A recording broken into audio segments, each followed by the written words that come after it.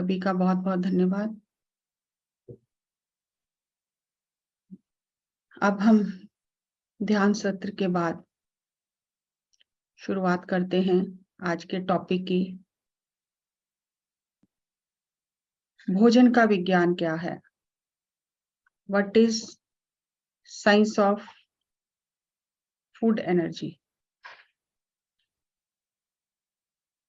क्योंकि ध्यान कर रहे हैं, साधना कर रहे हैं, अपनी आत्मा का उत्थान कर रहे हैं, तो हमें उन सभी विशेष पहलुओं का ध्यान रखना है जिनका प्रभाव हमारी ध्यान साधना पर पड़ता है। ये शरीर अन्न से बना है, इसीलिए इसका नाम अन्नमय कोश है। एक साधक का, एक बुद्ध का आहार कैसा होना चाहिए, ये बहुत ही विचारणीय विषय है जिस पर ऋषि मुनियों ने, गुरुओं ने, संतों ने बहुत जोर दिया है। ये बात अलग है कि आज हम उस विज्ञान को भूल गए हैं और अपनी मन मर्जी से जो मन कर रहा है वो खा रहे हैं। लेकिन अगर हमें साधना के पथ पर आगे बढ़ना है तो हमें अपने भोजन का विशेष ध्यान रखना है। ये भोजन का विज्ञान क्या है, आज उसके बारे में थोड़ा जानेंगे। हम केवल ये अन्नमय कोश ही नहीं है, फिजिकल बॉडी ही नहीं है जो हमें दिखाई देती है। हम 5 का जोड़ है। वैसे तो हमारे 7 शरीर हैं, पर जो कोश 5 हैं वो हर एक व्यक्ति के, जो भी धरती पर आत्मा जन्म लेती है, ये 5 कोश सबके अलग अलग होते हैं। लेकिन जो ऊपर के 2 कोश है, विश्व में कोश और निर्वाण में कोश, वो सबका एक ही होता है, इसलिए हम उसको नहीं ले रहे हैं। पहला कोश है अन्नमय कोश। जैसे कि उसका नाम है, फिजिकल बॉडी अन्न से जो बना है उसे अन्नमय कोश कहते हैं। जन्म से लेकर आज के इस समय तक मैंने जो भी खाया पिया है इस धरती पर, उस सब ने मेरा शरीर बनाया है। अगर बड़े मोटे शब्दों में कहा जाए कि ये मेरा शरीर क्या है, तो ये मेरा शरीर आज तक के भोजन का जोड़ है। तो इसीलिए इसे अन्नमय कोश कहा जाता है। अन्न दिखाई देता है, अन्नमय कोश दिखाई देता है, तो हमारा पूरा ध्यान, सारा जीवन इसी में लगा रहता है कि हमारा शरीर स्वस्थ कैसे हो, हम क्या खाएं, हम क्या करें। तो शरीर के आसपास ही हमारी चेतना घूमती रहती है। इसके बाद आता है प्राणमय कोश। प्राणमय कोश से ही बाकी सारे कोश चलते हैं। ये ऐसा ही है जैसे आपने मिक्सी के जार में कुछ सामान डाला और बटन ऑन कर दिया, तो जो भी आपने डाला है उसका मिक्सी का काम है उसे पीस कर पेस्ट बना देना। तो अन्नमय कोश में जो भी डाला जाएगा, प्राणमय कोश उसे प्रोसेस करने लग जाएगा, उसी से ही ये शरीर बनाने लग जाएगा। प्राणमय कोश मतलब ऊर्जा शरीर, जहां हमारा नाड़ी मंडल है, जहां पर हमारी सांसें चलती हैं, जिसका नाम ही प्राणमय कोश है। और सांसों के साथ प्राणवायु हमारे शरीर में प्रवेश करती है, और जब हमारे शरीर में वो प्राण ऊर्जा कम हो जाती है तो हम बीमार हो जाते हैं। अगर हमें अन्न से ही ऊर्जा मिलती है तो फिर बीमार को तो ज्यादा खाना चाहिए, क्योंकि ऊर्जा तो अन्न से मिल रही है। लेकिन नहीं, जब कोई व्यक्ति बीमार हो जाता है तो हम उसे हल्का खाना देते हैं, क्योंकि ऊर्जा अन्न से नहीं मिल रही है। जब अन्न शरीर के भीतर जाता है और शरीर के भीतर की ऊर्जा उसे ऊर्जा में बदलती है, उस स्थूल भोजन को जब शरीर के भीतर की ऊर्जा ऊर्जा में बदल देती है, तब वो खाना हमें ऊर्जा देता है। और जब हम बीमार हो जाते हैं, डॉक्टर कहते हैं इनको खाली तरल पदार्थ देना, लिक्विड डाइट देना, क्योंकि ये पचा नहीं पा रहे हैं, या वो भी लिक्विड डाइट भी नहीं पचा सकते, वो भी बंद कर दी जाती है। तो क्योंकि शरीर के अंदर की जो ऊर्जा है वो भोजन को पचाने में असमर्थ है। इसका अर्थ ये हुआ कि खाने से ऊर्जा नहीं मिलती है। जब वो ऊर्जा हमारे अंदर प्रोसेस होती है प्राण में शरीर में, तब हमारे बाकी सारे शरीर को ऊर्जा मिलती है। और प्राण दिखाई नहीं देते, प्राण में कोश भी दिखाई नहीं देता। उससे सूक्ष्म आगे आता है मनोमय कोश। भोजन दिखाई देता है, शरीर दिखाई देता है, लेकिन भोजन की जो ऊर्जा है, भोजन का जो भाव है, भोजन के साथ जो भावनाएं जुड़ी हुई हैं, वो हमारे पास पहुंचती हैं अन्न के माध्यम से। और जो भोजन का हिस्सा हमें दिखाई नहीं देता, जो ऊर्जा दिखाई नहीं देती, जो भाव, जो भोजन के साथ जुड़ी हुई भावनाएं हैं, उनसे बनता है हमारा मन। भावनात्मक और मनोमय शरीर बनता है। मन दिखाई नहीं देता, ऊर्जा दिखाई नहीं देती, इसलिए हमें वो भोजन से जो ऊर्जा मिली है हमें वो भी दिखाई नहीं देती। तो मनोमय कोश में वो सब चीजें पहुंच जाती हैं जैसा हमारा भोजन होता है। इसीलिए कहा जाता है जैसा अन्न वैसा मन। उसके बाद आता है विज्ञानमय कोश, विजडम बॉडी जिसे कहा जाता है। अब ये विज्ञानमय कोश जो है, जैसा हमने भोजन किया है, जैसा हमारे मन के संस्कार विकार बने हैं, वैसा ही विज्ञानमय कोश में उसके बीज पहुंच जाते हैं। और अगर हमारा मनोमय कोश शुद्ध नहीं है तो विज्ञानमय कोश भी अशुद्ध होता है, जिसे कारण शरीर कहा जाता है। सारे कर्मों के संस्कार, कर्मों के बीज विज्ञानमय कोश में होते हैं। और फिर आता है आनंदमय कोश। आनंद की स्थिति तक तो हम तब पहुंचते हैं जब हमारे ऊपर के शरीर ठीक हो जाएं। तो हम 5 का जोड़ हैं। अगर आप गहराई से देखो तो अन्नमय कोश से शुरुआत होती है। बच्चा पैदा होता है, उसे भूख लग जाती है और वो माँ के दूध पर पलना शुरू हो जाता है। उसके लिए उस समय वही अन्न है, उसको माँ के दूध से ही सब कुछ मिलता है। तो जैसे जैसे वो अन्न ग्रहण करता है धरती से, वैसे वैसे शरीर बनना शुरू हो जाता है। तो जिस शरीर की, जिस मन की जड़ ही अन्न में है, वो कितना महत्वपूर्ण है हमारे लिए, तो उस पे हम विचार करेंगे। और इसी बात को भगवत गीता में श्री कृष्ण भगवान ने कहा है, युक्ताहार विहारस्य युक्त चेष्टस्य कर्मसु युक्त स्वप्न अबोधस्य योगो भवति ही दुःखः। युक्ताहार, एक ही शब्द लेंगे। युक्ताहार मतलब प्रॉपर डाइट, राइट डाइट, युक्त आहार। अगर हमारा आहार सही है, विहार से, तो हमारा विहार भी युक्त होगा। और युक्त चेष्टा से तब हमारी इच्छाएं, हमारी कामनाएं भी युक्त होंगी और हमारे कर्म भी युक्त होंगे, मतलब प्रॉपर सत्य पर आधारित होंगे। और जब ये चीजें ठीक होंगी तो युक्त स्वप्न, हमारे स्वप्न भी युक्त होंगे। युक्त स्वप्न अवबोध से तो हमारा जो एनलाइटनमेंट है, जो आत्मज्ञान है, वो भी सही होगा। इसका मतलब आत्मज्ञान सही भी है और सही नहीं भी है। जब हम अति करते हैं किसी भी चीज में, तो वो प्रॉपर एनलाइटनमेंट नहीं है। प्रॉपर एनलाइटनमेंट मतलब मिडिल पाथ। तो वो जब हमारा आहार सही होगा, तब आगे की सीढ़ियां ठीक होंगी। ये कृष्ण भगवान ने 5 सीढ़ियां बताई हैं आत्मज्ञान को प्राप्त करने की। जब पहली सीढ़ी ठीक होती है, तब दूसरी ठीक होती है, तीसरी ठीक होती है, चौथी ठीक होती है, 5वीं ठीक होती है। तो हम दुखों से निवृत्ति पा लेते हैं। यही योग है। तो आहार का सबसे ज्यादा महत्व है आत्मज्ञान में। तो आहार सही होना चाहिए, युक्त होना चाहिए, प्रॉपर होना चाहिए। और इसी बात को गौतम बुद्ध ने कहा है, अष्टांग मार्ग, सम्मा दिट्ठी, राइट विजन, सम्मा संकल्पा, राइट थॉट, सम्मा वाक्य, राइट और होल स्पीच, सम्मा कमांता, राइट और इंटीग्रेटेड कर्मा, जो हम करते हैं एक्शंस, सम्मा अजीवा, राइट और प्रॉपर लिवलीहुड। मतलब अब इन्होंने और ज्यादा गहराई में बताया कि अगर आपका भोजन कमाने का तरीका सही नहीं है, तो भोजन सही हो नहीं सकता।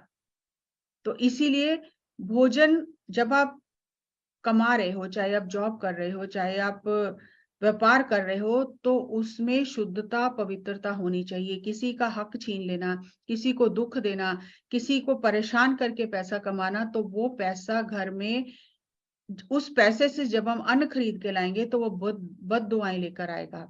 और जब बद दुआएं उस पैसे के साथ आ रही हैं, उस अन्न के साथ आ रही हैं, तो कभी भी घर में सुख शांति नहीं हो सकती। तो उन्होंने कहा कि जो धन भी कमा रहे हो, वो सही तरीके से कमाना है। सम्मा व्यामा, सही प्रयास करना है ताकि हमारी ऊर्जा सही हो। सम्मा सती, राइट माइंडफुलनेस, अवेयरनेस, वो भी प्रॉपर होना चाहिए। If you value yourself, keep a close I on yourself, कि पल पल हम स्वयं का जागरूकता से निरीक्षण करते रहें कि कहीं मेरी दृष्टिकोण, मेरी दृष्टि, मेरे विचार, मेरे शब्द, मेरे कर्म, मेरे जीविका कमाने का साधन, मेरी ऊर्जा, सही है कि नहीं है। पल पल हम स्वयं का जागरूकता से निरीक्षण करते रहे। सम्मा समाधि, जब ये सब चीजें करेंगे तो सही ध्यान में उतरेंगे, सही समाधि स्थिति को प्राप्त करेंगे। तो राइट में अगर समाधि स्थिति है, राइट मेडिटेशन है, तो इसका मतलब अनराइट भी है। तो हमें अनराइट से राइट में जाना है, यानी मिडिल पाथ में ही रहना है। उसी से संसार में निर्वाण कहा जाता है। ना तो संसार को छोड़कर अध्यात्म में पूरी तरह कूद जाना है, ना अध्यात्म में कूद के संसार को छोड़ देना है। मिडिल पाथ में रहना है, वही सही आत्मज्ञान का मार्ग है। और इसी बात को भगवान महावीर ने कहा है सम्यक आहार, ऑप्टिमम डाइट, कि हम जो खाते हैं, जो मुंह से ग्रहण करते हैं, केवल वही हमारा आहार नहीं है। 5 इंद्रियों से जो हम ग्रहण करते हैं वो भी हमारा आहार है। तो हम अपनी इंद्रियों से शरीर के भीतर क्या लेकर जा रहे हैं, उसके बारे में भी हमें जागरूकता होनी चाहिए। और इसी बात को श्री गुरु नानक देव जी ने अपनी वाणी में कहा है, जिसका मैंने यहाँ पर अर्थ लिखा है कि अन्न को बनाने वाला, जो संसार का मालिक है, लॉर्ड ऑफ वर्ल्ड, वो पूजनीय है। ब्लेस्ड इज द डिवाइन गुरु, वो गुरु पूजनीय है, गुरु को चरण वंदना करने योग्य है। ब्लेस्ड इज दैट ग्रेन, वो जो अन्न है जिससे ये शरीर बना है, वो भी वंदनीय है, उसे भी आशीर्वाद है। By which the heart lotus of hungry blossoms fourth, वो अन्न जिसको ग्रहण करने से भूखे की आत्मा तृप्त होती है, वो अन्न भी धन्य है। परमात्मा धन्य है, गुरु धन्य है, वो अन्न भी धन्य है जिसको खाने से भूखे की भूख शांत होती है और उसकी आत्मा प्रसन्न होती है। और वो संत धन्य है जिन्होंने इस पहेली को बूझ लिया है और परमात्मा को पा लिया है, जो इस सृष्टि का, इस संसार का रक्षक है। तो अन्न को भी धन्य कहा गया है। अन्न का महत्व कम ना समझें कि हम अन्न ग्रहण कर रहे हैं तो हमारे रास्ते में रुकावट आ रही है, नहीं, सही अन्न को ग्रहण करना है। और श्री गुरु नानक देव जी ने अपनी वाणी में कहा है कि अन्न भी देवता है, पानी भी देवता है, अग्नि भी देवता है, नमक भी देवता है और घी भी देवता है। इसीलिए कहा जाता है जैसा अन्न वैसा मन। जब आप अपने भोजन को पका रहे हैं रसोई में, आप 5 देवताओं के साथ वार्तालाप कर रहे हैं सूक्ष्म रूप में।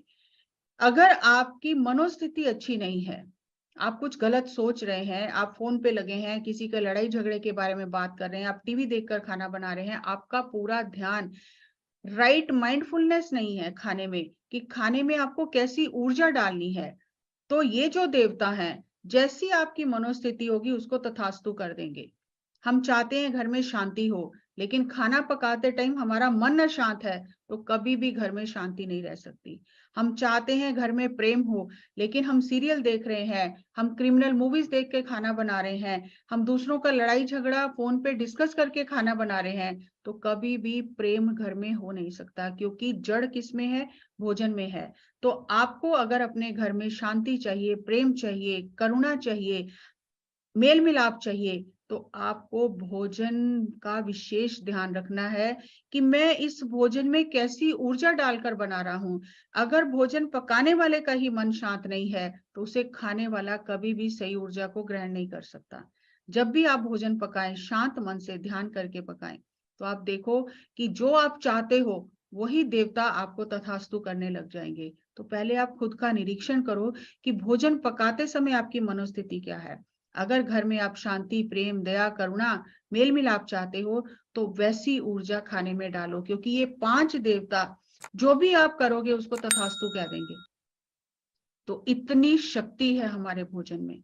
तो हमें भोजन पकाते समय, परोसते समय इस बात का विशेष ध्यान रखना है कि मैं कैसे भाव में हूं। इसीलिए जब हम गुरुद्वारे मंदिर जाकर भोजन ग्रहण करते हैं तो उसे प्रसाद कहा जाता है, क्योंकि वहां उस भावना से बनाया जाता है, प्रेम से बनाया जाता है। हर दिन हम घर में भी प्रसाद बना सकते हैं अगर हम उस भाव में रहें तो।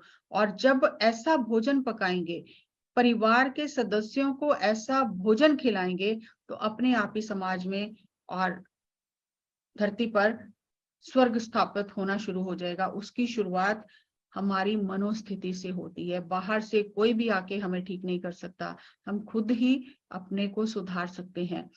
और साइंटिफिक रिसर्च ये कहती है कि अन्न का प्रभाव हमारे वातावरण में भी पड़ता है, कि हमारा अन्न कैसे आता है हमारे तक। तो रशिया में रिसर्च की गई और उसमें इस बात पर विचार किया गया कि इतनी सुनामी, अर्थक्वेक और जो इतनी धरती पर ग्लोबल वार्मिंग, ये सब जो इशू आ रहे हैं, उसका कारण क्या है। तो उसमें इंडिया से 3 साइंटिस्ट थे जिन्होंने भाग लिया। 23 साइंटिस्ट थे जिन्होंने इस डिस्कशन में भाग लिया, रिसर्च में, कि नेचुरल क्लैमिटीज, प्राकृतिक आपदाएं धरती पर इतनी क्यों आ रही हैं। तो उसमें डॉक्टर मदन मोहन बजाज, डॉक्टर इब्राहिम और डॉक्टर विजय राज सिंह, ये जो वैज्ञानिक थे, भारत से इन्होंने भाग लिया।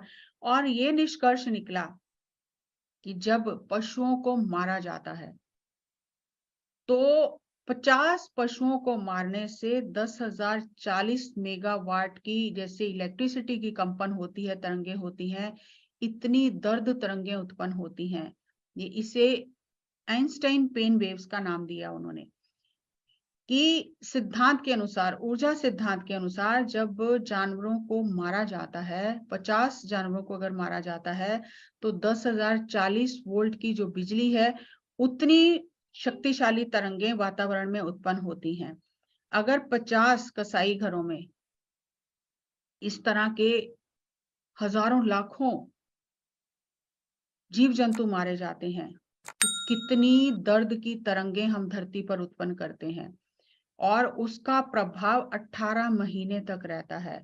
तो इसीलिए लॉर्ड बेनर्ड शॉ ने कहा कि while we ourselves are the living graves of murdered animals, हम जीते जागती लाशें घूम रहे हैं जिन्होंने जानवरों का कत्ल किया है। How can we expect any ideal living conditions on this earth?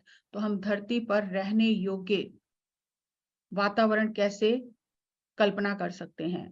तो क्योंकि हमारा जो तरंगे हम उत्पन्न कर रहे हैं इस धरती पर, वो तरंगे दर्द की तरंगे हैं, और जब दर्द की तरंगे हैं तो वो दर्द ही लौटकर वापस आएगा। ये आज विज्ञान बता रहा है। आज जितने भी इशू हैं धरती पर, उन सब का एक ही हल बताया जा रहा है कि जितने लोग शाकाहारी बनेंगे, उतना ही धरती की ऊर्जा बदल जाएगी। और पत्री सर ने इस बात पर बहुत ही जोर दिया। लोग दबी दबी आवाज में बात करते हैं कि शाकाहारी बनो, ताकि लोग हमारे खिलाफ ना हो जाएं, लोग हमें छोड़ के ना चले जाएं। लेकिन पत्री सर ऐसे आध्यात्मिक योद्धा थे जिन्होंने बुलंद आवाज में कहा कि अगर आप नॉन वेज फूड खा रहे हो तो आप राक्षस हो, मेरे पास नहीं आना, छोड़कर चले जाओ। और ध्यान करो, अपने आप आपकी चेतना में परिवर्तन होगा, तो आपका मन ही हट जाएगा मांसाहार करने से। क्योंकि जब तक चेतना विकसित नहीं होगी, हम वितर्क करते रहेंगे, कुतर्क करते रहेंगे कि ऐसा क्यों है, ऐसा क्यों है। तो ये तर्क वितर्क का विषय नहीं है, ये हमारी चेतना के विकसित होने का विषय है। तो सर ने एक पुस्तक भी बनवाई है जिसका नाम है शाकाहार अमृतहार, जिसमें बहुत सारी साइंटिफिक रिसर्च और बहुत गुरुओं का उसमें ज्ञान दिया गया है कि क्यों हमें शाकाहारी बनना है।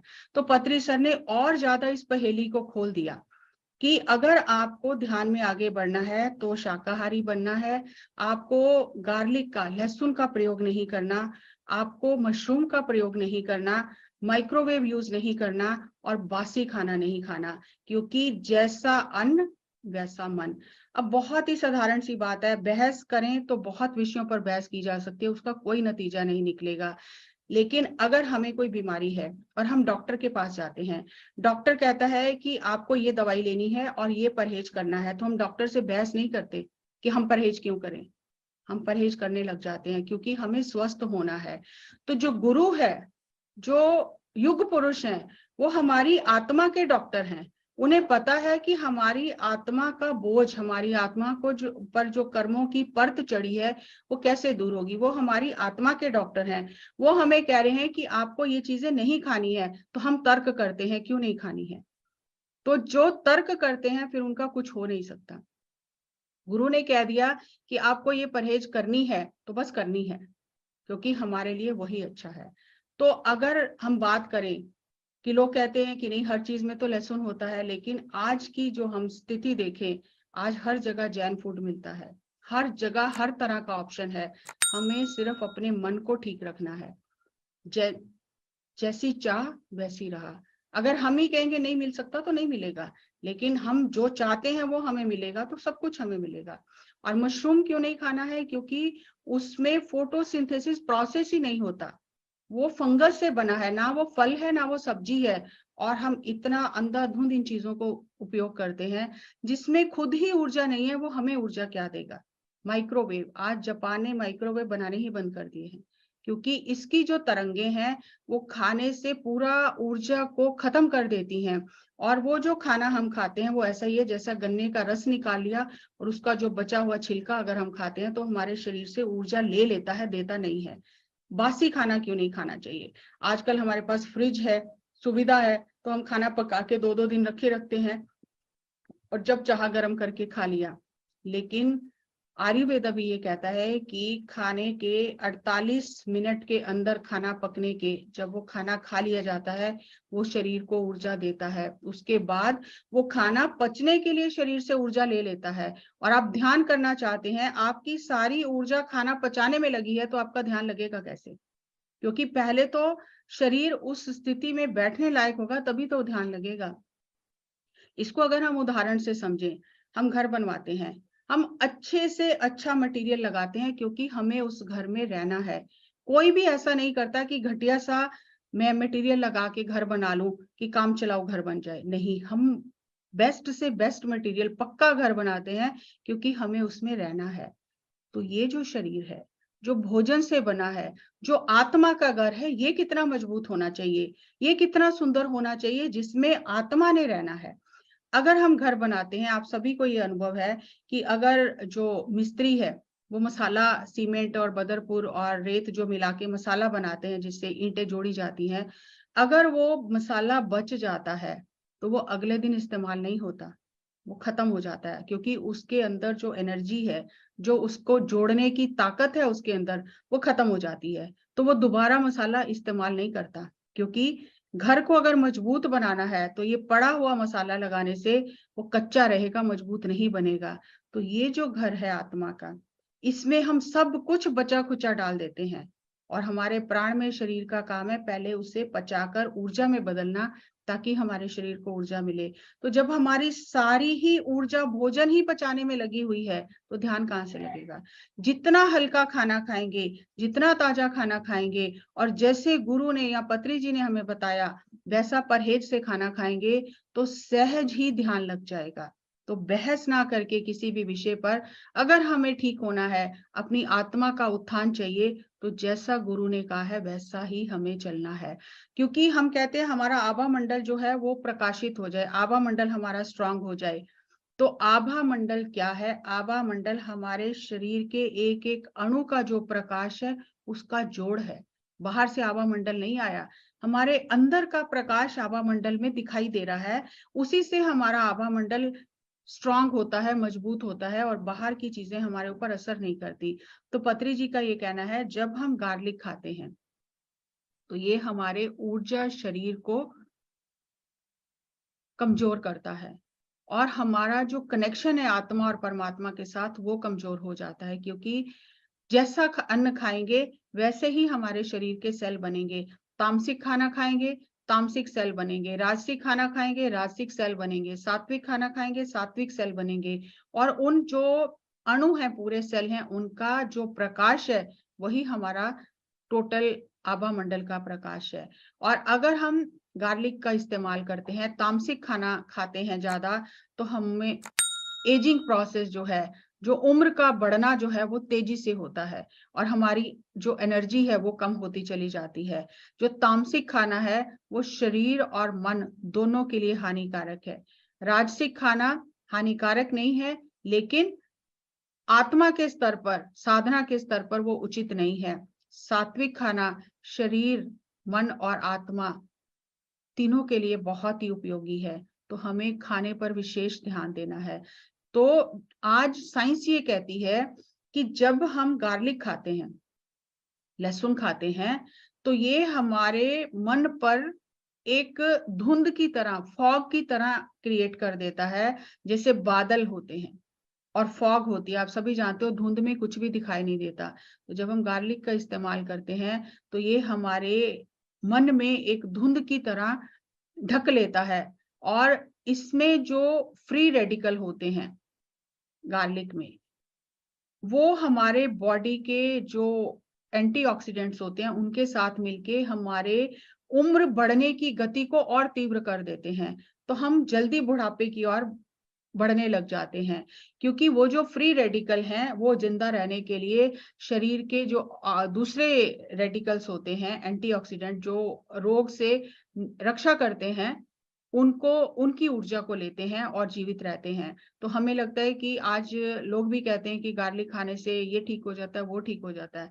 इसकी कोई भी अभी साइंटिफिक रिसर्च नहीं है कि ऐसा होता है, लेकिन हम सुनी सुनाई बातों पर ज्यादा भरोसा करते हैं। इससे हमारा डाइजेस्टिव सिस्टम कमजोर हो जाता है, हमारी निर्णय लेने की क्षमता खत्म होने लग जाती है। और किसी भी चीज में आप गार्लिक डालते हो तो उसका टेस्ट इतना तीखा होता है कि वो सब्जी के बाकी स्वाद को नष्ट कर देता है और हमारे अंदर नकारात्मकता और वात पित्त कफ जो दोष होते हैं उनको बढ़ा देता है। और ये राजसिक होता है नेचर में कि ईगो बढ़ती है इससे हमारी बहुत। तो इसलिए खाने पर विशेष ध्यान देने की जरूरत है, क्योंकि खाने के जो रंग हैं, अब थोड़ी सी उन पे बात करें कि खाने के जो रंग हैं वो हमारे चक्रों से संबंधित हैं। 7 चक्र हैं हमारे और कुदरत ने हमें हर रंग का भोजन दिया है। अगर हम जामुनी रंग पर्पल कलर का भोजन में इस्तेमाल करते हैं, जैसे आप देखो कि बैंगन है, जामुन है, बहुत सारे ऐसे ब्लूबेरीज हैं, ऐसे फल हैं, ऐसी सब्जियां हैं जो जामुनी हैं, जैसे शलगम है। बहुत सारे जामुनी रंग की सब्जियां कुदरत ने हमें दी हैं। तो जामुनी रंग की सब्जियों का, फलों का इस्तेमाल करने से हमारी सीखने की क्षमता बढ़ती है, हमारी बुद्धि तीक्ष्ण होती है। ब्लू कलर, नीले रंग की सब्जियां, फल खाने से हमारी मेमोरी और हमारा मूड जो है वो बहुत सही रहता है। और इसके बाद आता है हरा रंग। हरे रंग की फल सब्जियां खाने से हमारी जो हार्ट है उसकी जो सेहत है वो ठीक रहती है। और ये कैंसर को कम करने में हरे रंग की फल सब्जियां सहायक हैं। और पीले रंग की फल सब्जियां हमारे डाइजेशन को इम्प्रूव करती हैं, जैसे पेठा हो गया, संतरा, जिस पीला रंग जिसमें है वो हमारे डाइजेशन को इम्प्रूव करता है। और संतरी रंग, ऑरेंज कलर, हमारे रिप्रोडक्टिव जो ऑर्गन्स हैं उनकी हेल्थ को इम्प्रूव करता है। लाल रंग की जो फल सब्जियां हैं वो हमारे शरीर में सूजन को कम करती हैं और इम्यूनिटी को बूस्ट करती हैं। और सफेद रंग के जो फल सब्जियां हैं वो हमारे हार्ट अटैक को कम करती हैं। तो इतनी सुंदरता से कुदरत ने हमें इतना कुछ दिया है खाने के लिए, अगर हम अपने खाने पर थोड़ा ध्यान दें तो हम स्वस्थ रह सकते हैं। हमारा जो ऊर्जा शरीर है, चक्रास हैं, उनकी ऊर्जा ऑटोमेटिकली बढ़ जाएगी अगर हम अपने खाने पर ध्यान दें। और सबसे जरूरी बात कि हमारा जो भोजन है वो हमारी गट फीलिंग के साथ उसका सीधा कनेक्शन है। विशेष परिस्थितियों में जब हमारा दिमाग सुन्न हो जाता है, जैसे सामने से कोई गाड़ी आ गई, हमें समझ नहीं आ रहा अब हम किस तरफ मुड़े, कैसे करें, हमें लग रहा है कि हम बच नहीं सकते अब। उस समय अचानक से कुछ ऐसा होता है कि हमसे कुछ ऐसा हो जाता है कि कैसे बच गए, हमें बाद में खुद हैरानी आती है कि ये मैंने मोड़ कैसे मोड़ लिया, जबकि आपको लग रहा था कि आपके बचने की कोई उम्मीद नहीं है। कितनी विशेष परिस्थितियों में जब हमारा दिमाग काम करना बंद कर देता है, उस समय हमारे पेट में जो दूसरा मस्तिष्क है, गट फीलिंग है, जिसका सीधा संबंध हमारी आत्मा से है, वो निर्णय लेता है और हमें उन परिस्थितियों से, उस घटना से, दुर्घटना से बचा लेता है। बाद में हमें खुद भी हैरानी होती है कि ये मैंने कर कैसे लिया, ये मुझसे हो कैसे गया, क्योंकि वो असंभव लगता है हमें। तो हमारा जो गट फीलिंग है उसका सीधा संबंध जो है हमारे भोजन से है, क्योंकि भोजन जाता है पेट में और गट फीलिंग जो है वो पेट में होती है। जब आप कोई ऐसी खबर सुन लेते हैं, बुरी खबर सुन लेते हैं, तो हम कहते हैं ना मेरे पेट में तितलियां चल रही हैं, बटरफ्लाइज चल रही हैं मेरे पेट में, क्योंकि वो सीधा अटैक हमारी गट फीलिंग पे करती है कोई भी बुरी खबर। तो हमारे भूख भूख सब खत्म हो जाती है उस समय।